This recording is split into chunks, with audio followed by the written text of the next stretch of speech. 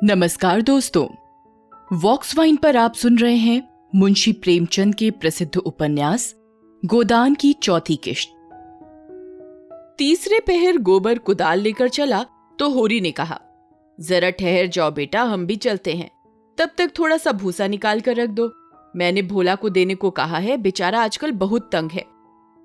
गोबर ने अवज्ञा भरी आंखों से देखकर कहा, हमारे पास बेचने को भूसा नहीं है। बेचता नहीं हूं भाई, यूं ही दे रहा हूं। वह संकट में है, उसकी मदद करनी ही पड़ेगी। हमें तो उन्होंने कभी एक गाय नहीं दे दी। दे तो रहा था पर हमने ली नहीं। धनिया मटक कर बोली, गाय नहीं, वह दे रहा था। इन्हें गाय दे देगा? आंख में अंजन लगाने को कभी चिल्लू भर दूध भेजा नहीं, गाय देगा। होरी ने कसम खाई, नहीं जवानी कसम, अपनी पछाई गाय दे रहे थे। हाथ तंग है, भूसा चारा नहीं रख सके। अब एक गाय बेचकर भूसा लेना चाहते हैं। मैंने सोचा संकट में पड़े आदमी की गाय क्या लूंगा, थोड़ा सा भूसा दिए देता हूं, कुछ रुपए हाथ आ जाएंगे तो गाय ले लूंगा। थोड़ा थोड़ा करके चुका दूंगा। 80 रुपए की है, मगर ऐसी कि आदमी देखता रहे। गोबर ने आड़े हाथों लिया, तुम्हारा यही धर्मात्मापन तो तुम्हारी दुर्गत कर रहा है। साफ साफ तो बात है, 80 रुपए की गाय है, हमसे 20 रुपए का भूसा ले लें और गाय हमें दे दें। 60 रुपए रह जाएंगे, वह हम धीरे धीरे दे देंगे। होरी रहस्यमय ढंग से मुस्कुराया, मैंने ऐसी चाल सोची है कि गाय सेंत मेंत में हाथ आ जाए।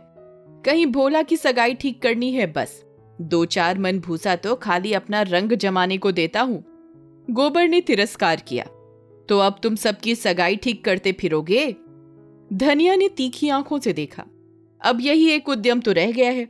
नहीं देना है हमें भूसा किसी को। यहां भोला भाली किसी का करज नहीं खाया है। होरी ने अपनी सफाई दी, अगर मेरे जतन से किसी का घर बस जाए तो इसमें कौन सी बुराई है। गोबर ने चिलम उठाई और आग लेने चला गया। उसे यह झमेला बिल्कुल नहीं भाता है। धनिया ने सिर हिलाकर कहा, जो उनका घर बसाएगा वह 80 रुपए की गाय लेकर चुप ना होगा, एक थैली गिनवाएगा।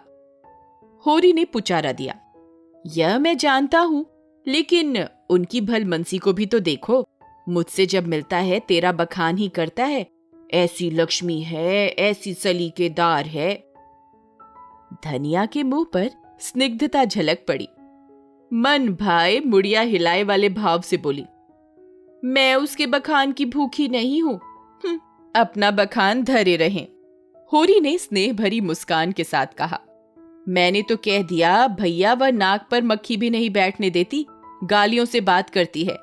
लेकिन वह यही कहे जाए कि वह औरत नहीं लक्ष्मी है। बात यह कि उसकी घरवाली जबान की बड़ी तेज थी। बेचारा उसके डर के मारे भागा भागा फिरता था।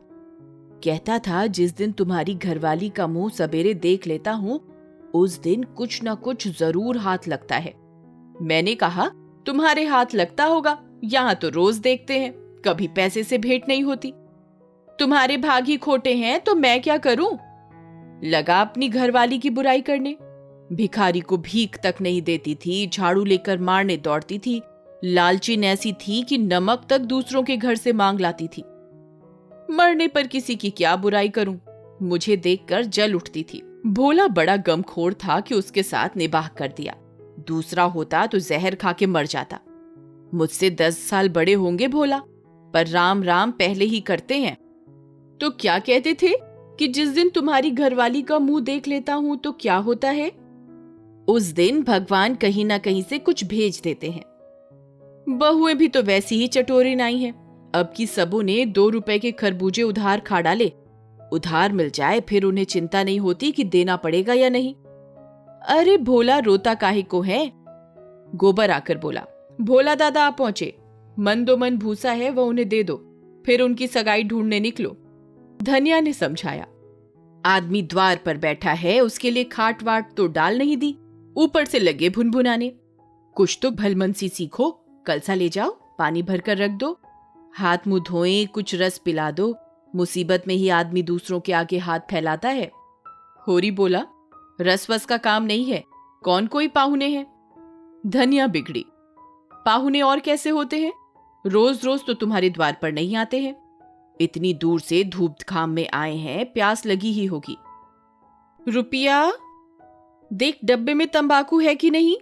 गोबर के मारे काहे को बची होगी। दौड़कर 1 पैसे का तंबाकू सहुआइन की दुकान से ले ले। भोला की आज जितनी खातिर हुई और कभी ना हुई होगी। गोबर ने खाद डाल दी, सोना रस घोल लाई, रूपा तंबाकू भर लाई। धनिया द्वार पर किवाड़ की आड़ में खड़ी अपने कानों से अपना बखान सुनने के लिए अधीर हो रही थी। भोला ने चिलम हाथ में लेकर कहा, अच्छी घरनी घर में आ जाए तो समझ लो लक्ष्मी आ गई। वह जानती है कि छोटे बड़े का आदर सत्कार कैसे करना चाहिए। धनिया के हृदय में उल्लास का कंपन हो रहा था। चिंता और निराशा और अभाव से आहत आत्मा इन शब्दों में एक कोमल शीतल स्पर्श का अनुभव कर रही थी। होरी जब भोला का खांचा उठाकर भूसा लाने अंदर चला, धनिया भी पीछे पीछे चली। होरी ने कहा, जाने कहां से इतना बड़ा खांचा मिल गया। किसी भड़भूजे से मांग लिया होगा। मन भर से कम में ना भरेगा। 2 खांचे भी दिए तो 2 मन निकल जाएंगे। धनिया फूली हुई थी, मलामत की आंखों से देखती हुई बोली, या तो किसी को नेवता ना दो और 2 तो भरपेट खिलाओ। तुम्हारे पास फूल पत्र लेने थोड़ी ही आए हैं कि चंगेरी लेकर चलते। देते ही हो तो 3 खांचे दे दो। भला आदमी लड़कों को क्यों नहीं लाया? अकेले कहां तक ढोएगा? जान निकल जाएगी। 3 खांचे तो मेरे दिए ना दिए जाएंगे। तब क्या 1 खांचा देकर टालोगे? गोबर से कह दो अपना खांचा भरकर उनके साथ चला जाए। गोबर ऊख गोड़ने जा रहा है। 1 दिन ना गोड़ने से ऊख सूख न जाएगी। यह तो उनका काम था कि किसी को अपने साथ ले लेते। भगवान के दिए 2 बेटे हैं। ना होंगे घर पर, दूध लेकर बाजार गए होंगे। यह तो अच्छी दिल लगी है कि अपना माल भी दो और उसे घर तक पहुंचा भी दो। लाद दे, लदा दे, लादने वाला साथ कर दे। अच्छा भाई, कोई मत जाए, मैं पहुंचा दूंगी। बड़ों की सेवा करने में लाज नहीं है। और 3 खांचे उन्हें दे दूं तो अपने बैल क्या खाएंगे? यह सब तो नेवता देने के पहले ही सोच लेना था। ना हो तुम और गोबर दोनों जने चले जाओ। मुरव्वत की तरह की जाती है, अपना घर उठाकर नहीं दे दिया जाता। अभी जमींदार का प्यादा आ जाए तो अपने सिर पर भूसा लाद कर पहुंचाओगे तुम? तुम्हारा लड़का लड़की सब, और वहां साइत मंदोमन लकड़ी भी फाड़नी पड़े। जमींदार की बात और है।